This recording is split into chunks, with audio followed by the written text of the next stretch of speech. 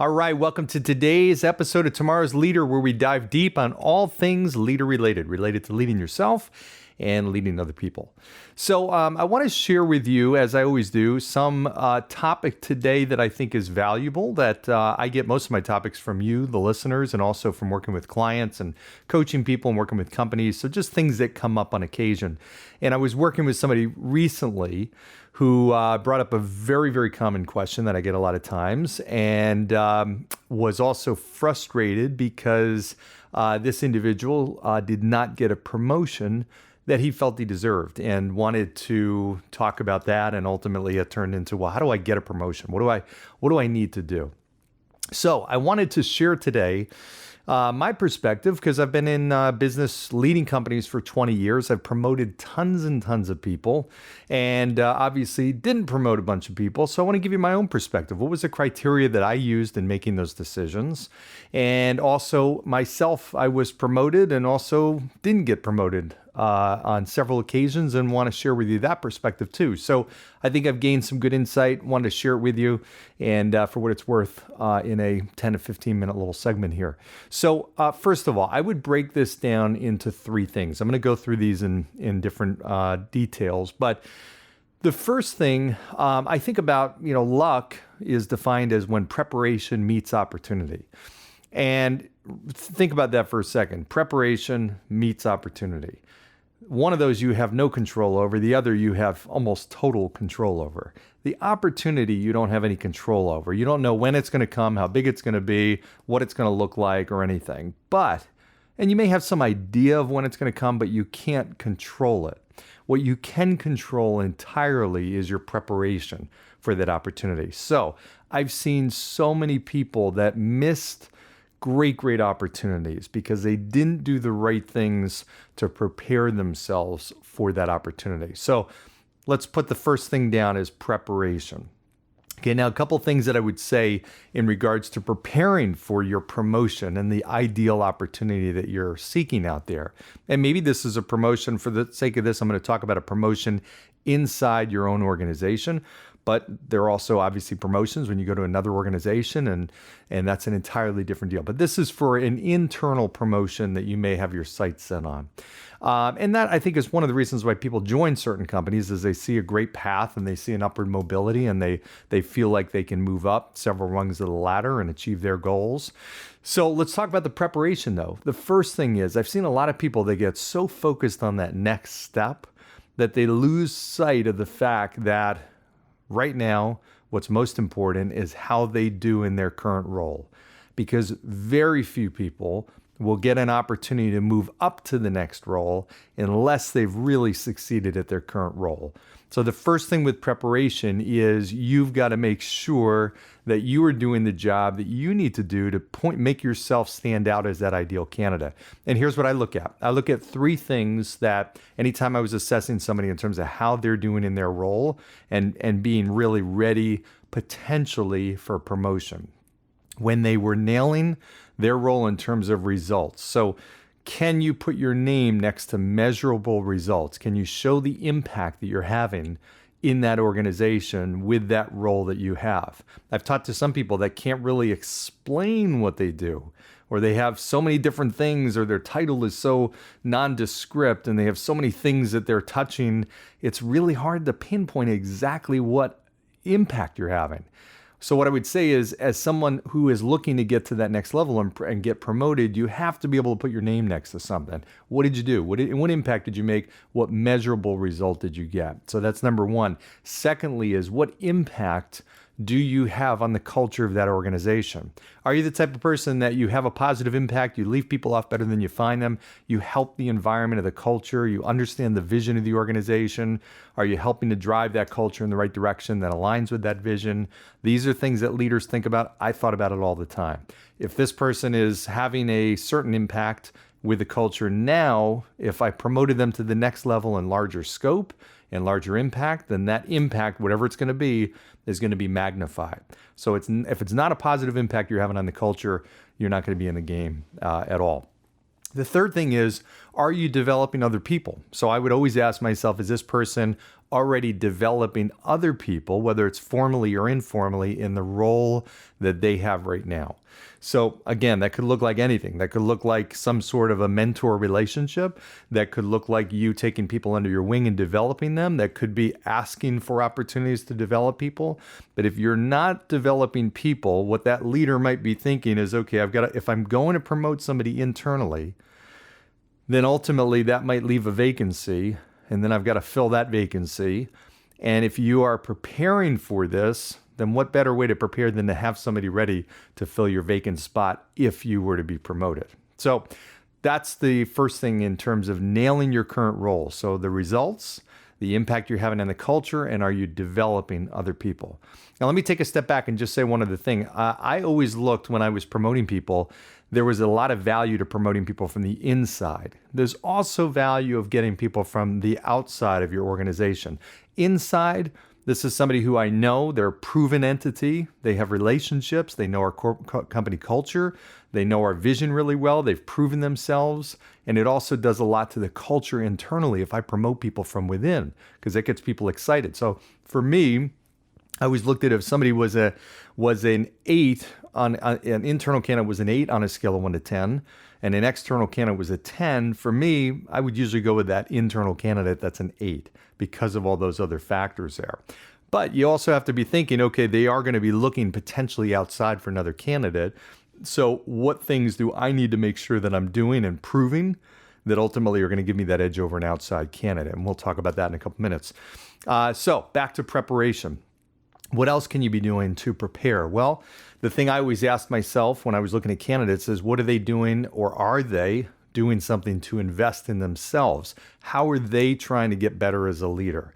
If you're not investing in yourself, then why would I invest in you? So I've got company money that I'm putting toward a higher salary. I'm putting money into you. Why would I do that if you're not willing to invest in yourself? So, I mean, it's a good question. If you don't have a coach, if you're not investing by developing your own leadership skill, there are classes or courses or training programs out there, just reading books, whatever the case may be.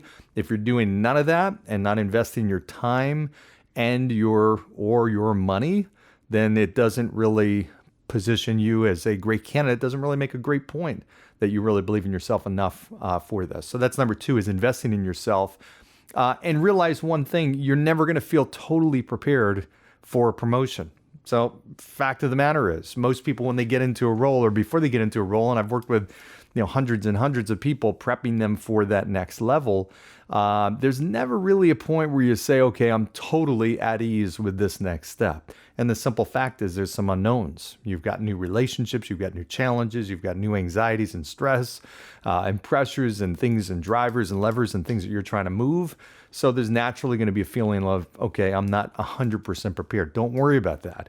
Okay, part of this comes when you're in the role and you're figuring out and you're mastering and you're doing it then. So, and very few people expect that person coming into the role brand new that's getting promoted from day one is going to have this thing wired. There's always going to be a kind of a ramp up period of time. That's perfectly natural. Okay, so number 1 is the preparation. What are you doing to prepare for that type of role?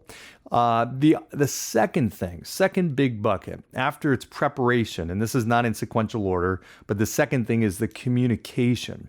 And what I mean by that is a few different things. So does your leader know that you are actually looking for a promotion and you want to have a larger impact in the organization? Do they understand what your career goals are? Have you actually shared that with them? Now, shame on them for not asking you. They should. That should be part of your one-on-ones or part of your annual conversation or monthly, whatever. But if they haven't, it's up to you. You own that to share with your leader exactly what you want to do and what your goals are. I had a situation once where I was promoting somebody, and I put this new person in the role after evaluating a number of candidates.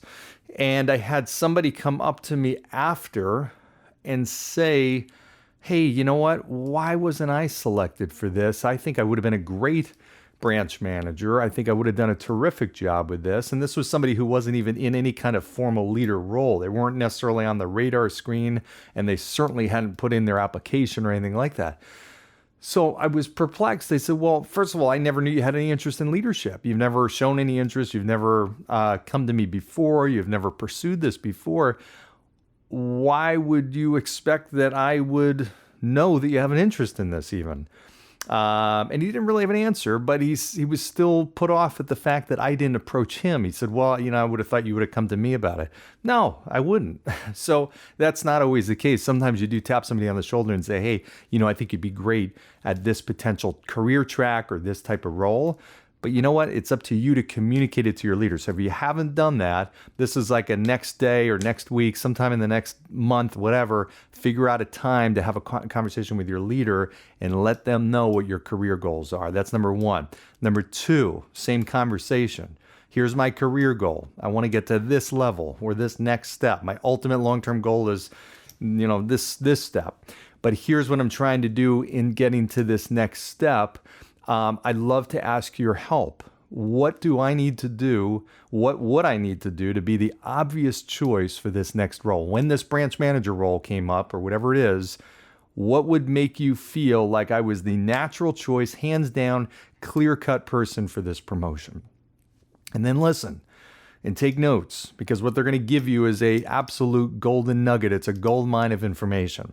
I was just talking to a client earlier today who said he just had this conversation with his boss, and his boss said, well, you know what? I think you'd be a potential great candidate for this. I want to see you do a little bit better with managing deadlines and also communication, which was great. And he went into some specifics around that. And it was fantastic because one, he wouldn't have gotten that feedback had he not asked for it. Now he knows specifically what he needs to do. Okay, I got to get better at deadlines and managing those, and I've got to get better at communication. And there were some specifics to that he could take some action on. Fantastic. Now you've really got the answer book. You've got the blueprint for how you get to the next role. So now it's up to you to do something with that. Okay, so that's your game plan. Okay, how do I work on that? What do I need to do? And ask your boss. Sometimes they'll be helpful, or sometimes maybe less helpful, but they usually will be helpful in terms of helping you go along that path. I know anytime anybody asks me that, I always was good about putting together a game plan for them and then providing ongoing feedback, because we want to help somebody grow. And whether you get that promotion or not, it's still going to leave you off better than you were. The last thing along communication, or second to last thing, is follow-up. So go back to that person and ask them for ongoing feedback. Hey, you gave me this feedback a month ago. I've made some changes and I've started to do some things differently. Do you see a difference, or what can I do better? Can you give me some additional feedback? Okay, that follow-up is really key. And if you don't understand something they're giving you, because there might be a part of it that's vague, and they're saying, hey, I think you need to be more, decisive. Well, can you give me an example of what you're talking about? Because that can mean different things to different people. Don't be afraid to seek to understand. Last bullet point. So we've talked about preparation. I've talked about communication. The last thing is relationships. So what I think about, part of this is going to be, how does this person, this hiring leader, feel that they're going to work with you? So without any kind of relationship, you don't have really much to go on there, or they don't have much to go on. You have to be bold enough to start bridging, creating some bridges and bridge some gap between you and maybe the hiring leader. It might be 2 levels above you.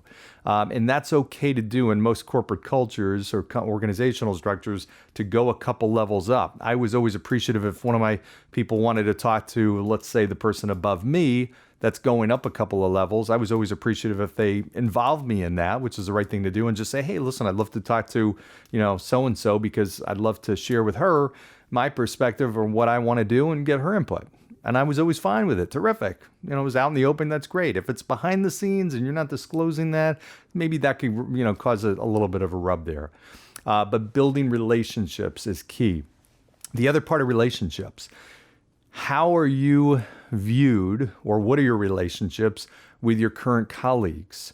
So if you were tomorrow to step into a promotion and these colleagues of yours that you might be chummy with are now your subordinates or your team that you're leading over, is that going to be natural?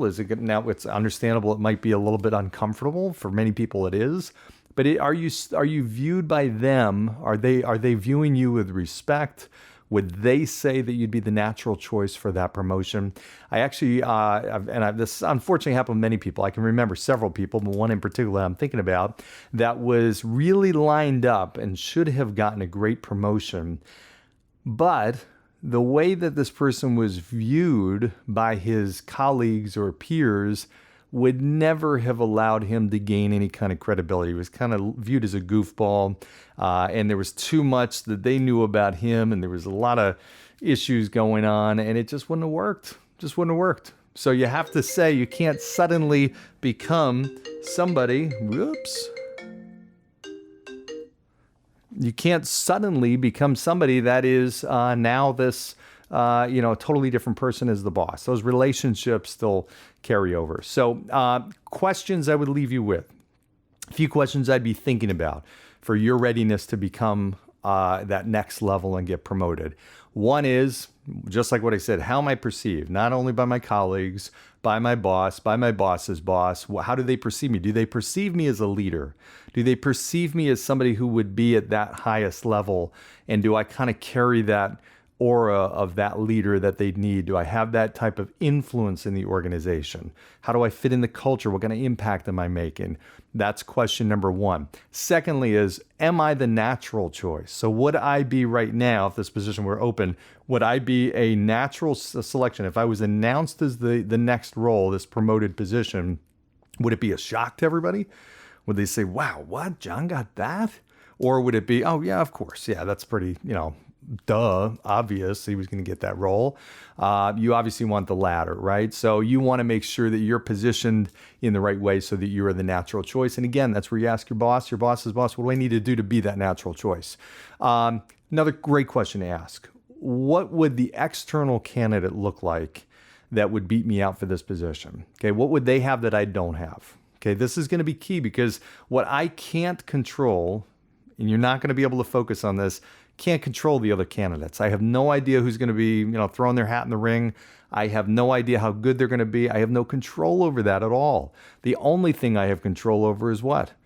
It's me, how prepared I am, how well I'm communicating my goals, my relationships with people. That's the only thing I can concern myself with. But that question of what would that external candidate look like that would blow me out of the water for this will help you understand where you may need to develop. And that goes back to investing in yourself to get really good and ready and prepared. And then lastly is, what do I need to do to make sure that I am as prepared for the transition as possible? So if I'm selected, what would that look like? How would I make sure that I leave my current role in great standing, have somebody ready maybe to take my position, and also segue or transition into this new role really smoothly? There's nothing worse than having somebody who's ready for promotion, but they haven't done enough to set up their team or their unit or their organization well enough in their absence. So if they left, everything would crumble. That's not a good thing. Okay, it makes you less promotable. So you need to get your team in shape and develop other people and get your next tier of leaders all set and ready. So with that, sorry for the disruptions of the phone, but hey, that's life. So in any event, hope this is helpful. I love your ideas, your suggestions. Please keep them coming. And I'll be back very soon with some more great topics. I've got a long list of podcasts to do based on everybody's feedback. So keep liking, suggesting topics, comments, sharing this, subscribe, and keep in mind on Tuesday, July 22nd from 5 to 6:30 p.m., we have our first live leadership mastermind group. I'm inviting you to it to be an attendee. It's going to be a smaller, more interactive setting, live, obviously. We're going to have some guests that are going to talk through some leadership concepts. I will as well. As we get closer, I'll loop you on exactly what that'll be. Just direct message me for that login info and the registration stuff, and I'll get it right to you. Aside from that, have an awesome day. Thank you. Take care.